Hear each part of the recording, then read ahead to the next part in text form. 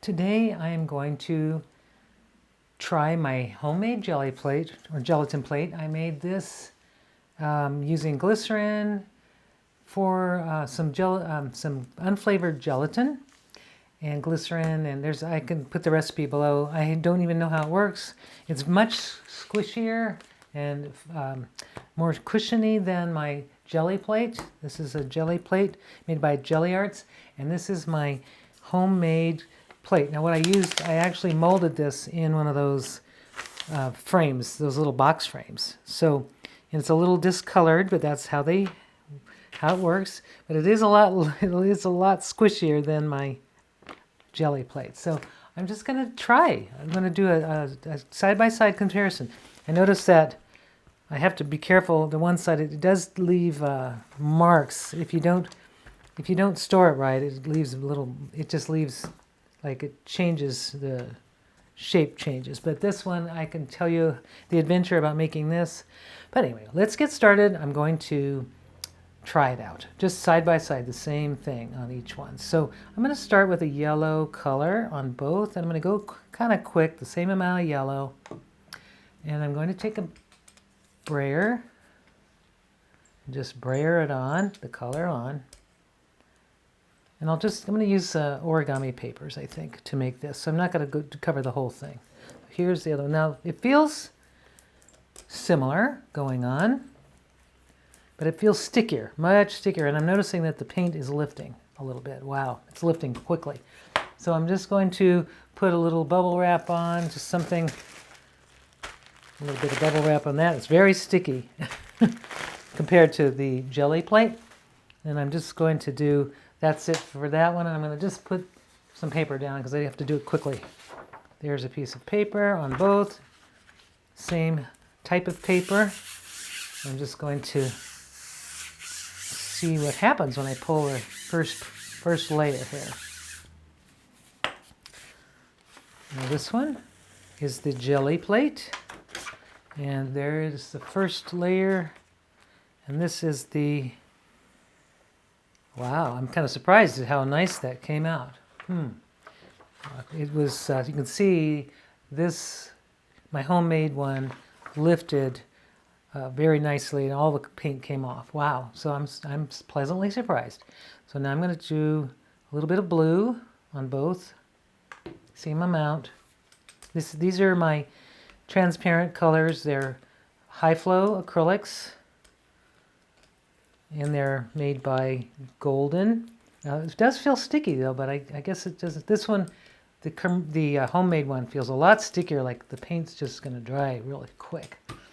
And then I'll put just a little, this little plate on top.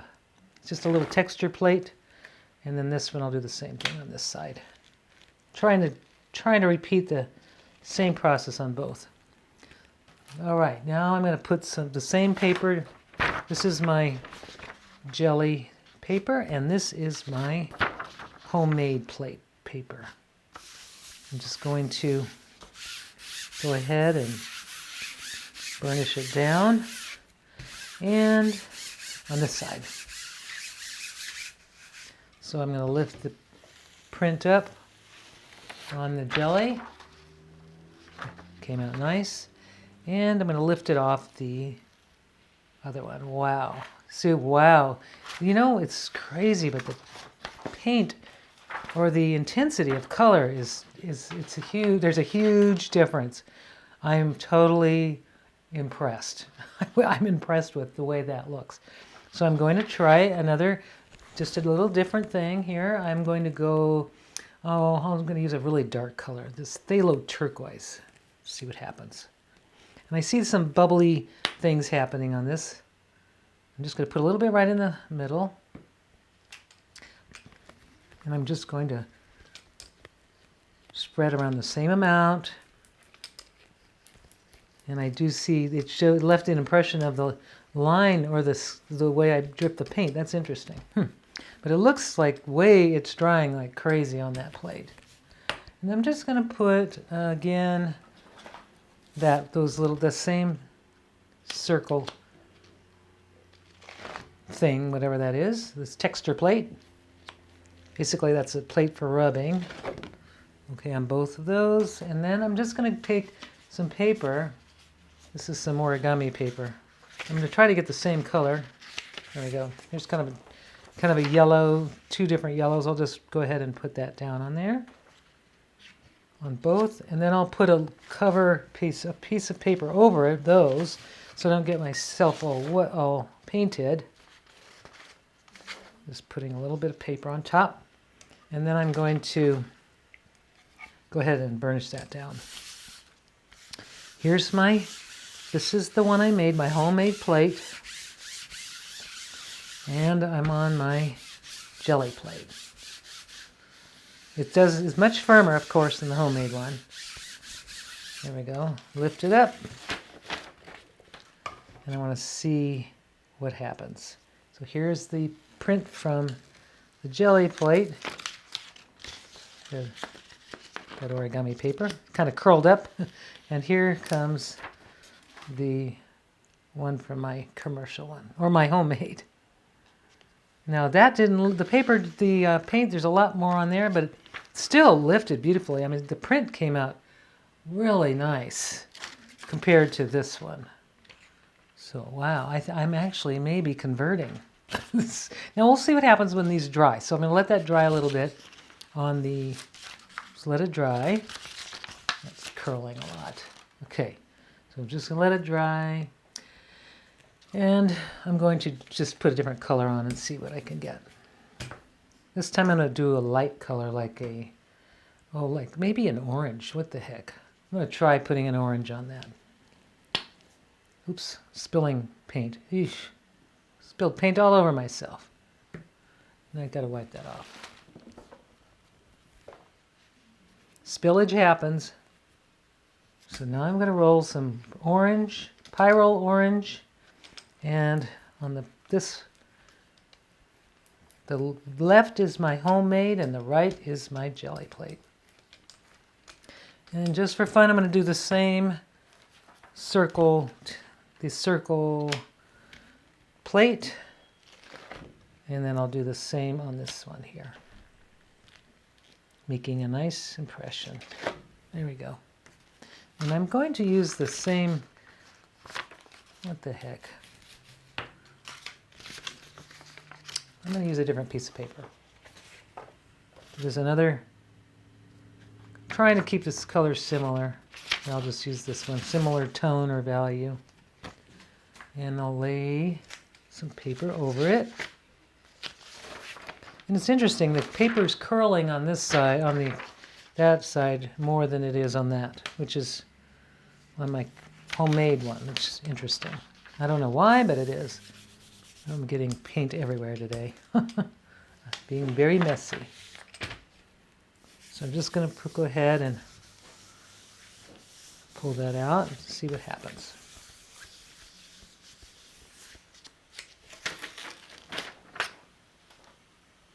I'm going to lift this up and see how that comes off. That's beautiful. Yep, that came off beautifully.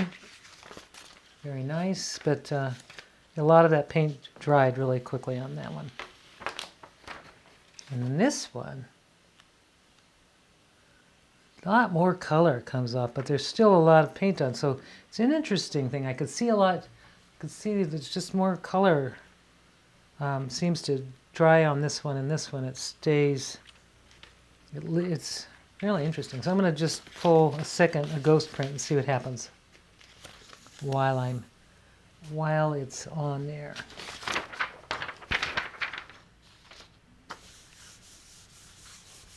Yeah, I kind of like this homemade one more than I thought I would.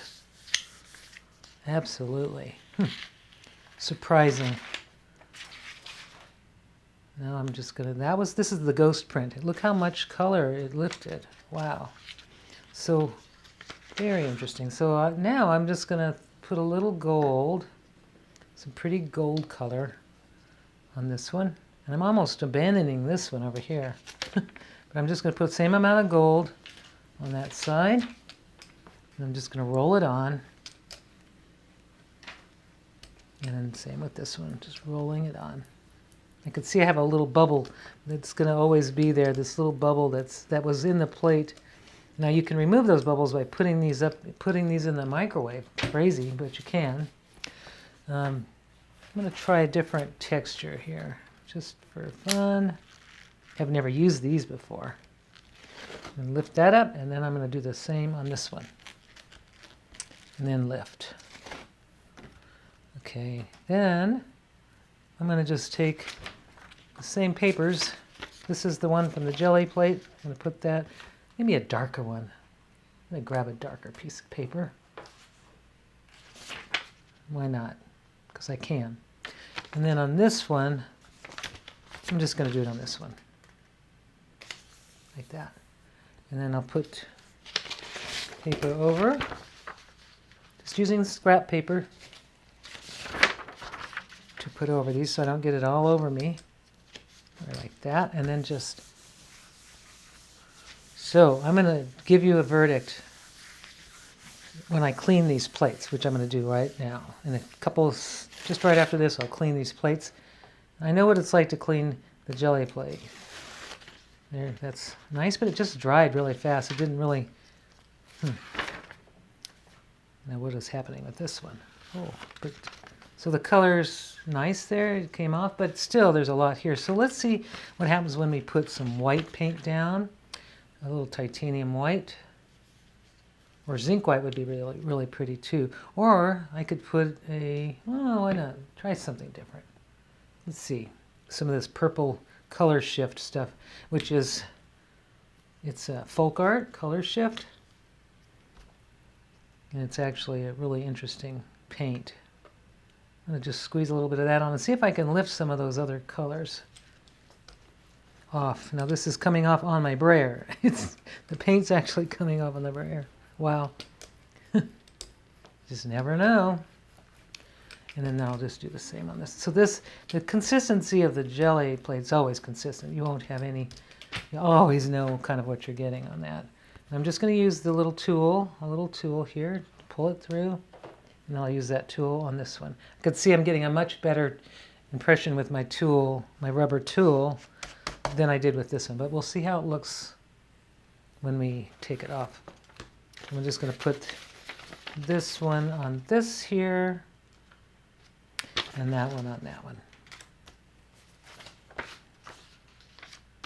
And I'm just covering it up.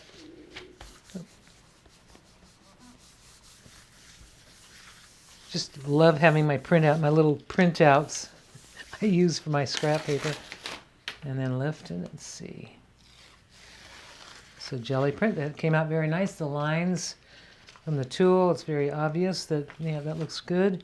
And then let's see what happens if we get the same thing with this. And then I'll know. And then the cleaning one, the cleaning part, we'll see how it works when we clean it. So there's that. Let's see if the tool shows. Now it doesn't show at all. I don't see any place, I don't see where that tool mark was, even though I did it there. So it doesn't seem to like the rubbery parts of the tool. What else could I put on there?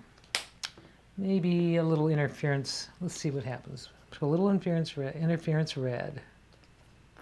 Oops, that's too much. You don't need that much, but I did it. I'm just putting it on, and then there's probably ways I can make it less. Okay, so what can I put on there? Let's try this tool again, or this texture plate, and see if I get better results. There, that's nice. I can see that. So for some reason, it doesn't like these scraping tools or the rubber tools. It didn't like that, but it really does beautifully on the stamps or the texture tools. So I'm just going to put. Let's see what happens. But this is a great alternative if you don't want to buy a plate. It's still not inexpensive to make one, because to make this 8x10 plate I used, let's see, I think I used a couple of ounces. I don't remember exactly, but I just know that it was a lot more expensive than I thought. Oh, that came out interesting. So really, I'm going to say between these two, Of course, let's see what happens when we try to clean them. That's going to be our thing. So I'm going to do the same thing I always do with cleaning. I'm going to use a baby wipe on both surfaces. Okay, this one, it's coming off very nicely. Baby wipe seems to be removing the excess paint.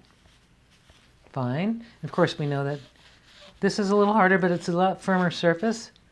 It's actually a little bit harder to come off. I'll just keep working on this and see how easily it cleans. It cleans very nicely, very nicely. I don't know if it's taking off any of the surface of the plate. I don't think so. It looks like it's staying, pretty well intact. One thing you can do with these is you can cut these up. Let's say they get scratched or something happens. You can, just as long as they're clean, cut them up with scissors. This is only with the homemade, never with this one. Not with the commercial one, but with the homemade. You can cut it up and you can put it in a microwave-safe dish and microwave it, pour it back into the mold, and you have a fresh one. So, these, in that way, these are really nice because you can, if you damage them or if they have little imperfections like here, there's a nice little bubble in there. Yeah, you can do that. So the next thing I need to test is how it responds. How does it clean up using the hand sanitizer, which a lot of us use to clean our plates. So I'm going to see if it holds up to that.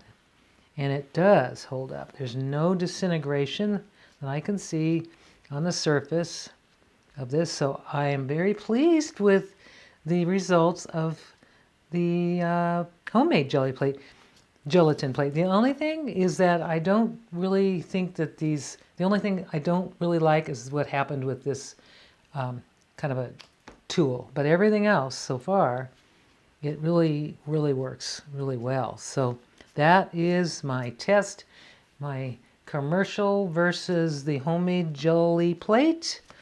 And I hope that it helps you in deciding on what you want to do. I mean, I love these. They'll last a long time. I love these because they're so durable. And they're pretty indestructible as long as you take care of them. And they can be stored. Now, these are so flimsy and they're pretty delicate. But, I like that you can do it yourself. That just is a nice feature of things that you can do yourself. So I hope you enjoyed this video. I hope that it helped you decide if you want to make your own homemade gelatin plate or if you just want to stick with a standard thing that works, which I love these because I've had mine for years and I just love that they make consistent. They're consistent. This is a little bit more of a homemade is a little bit different, but they do work. So there you go. Have a wonderful creative day.